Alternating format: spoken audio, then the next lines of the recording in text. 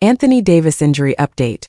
Mavericks insider drops major news on 6 feet 10 inches star's surgery prospects. 10-time All-Star Anthony Davis made a statement in his first game with the Dallas Mavericks.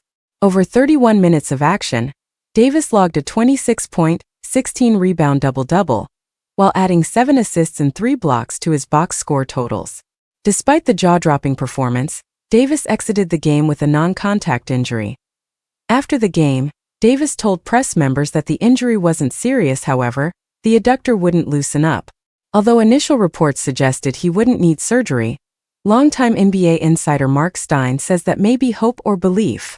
In an article released on Friday, Stein reported that although there's optimism surrounding Davis's recovery without surgery, a surgical repair hasn't been ruled out. The team has yet to announce a firm treatment course for Davis.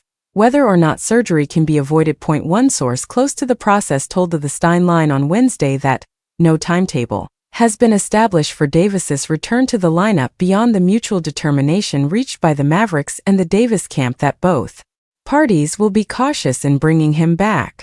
Given that the Mavericks frontcourt has been decimated by injuries to Davis, Daniel Gafford, and Derek Lively too, if the veteran big man were to undergo surgery, it could be disastrous for Dallas playoff hopes.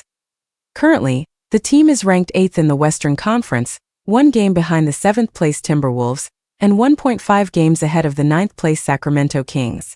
Former NBA player Chandler Parsons shares bleak update on Anthony Davis's injury. Although Anthony Davis expressed optimism that the non-contact injury that ended his Dallas Mavericks debut wasn't serious, fans aren't getting the full story. In addition to Mark Stein's report that Dallas hasn't ruled out the possibility of surgery, former NBA player Chandler Parsons, who is part of FanDuel TV's Run It Back show, everything he's hearing paints a pretty bleak picture.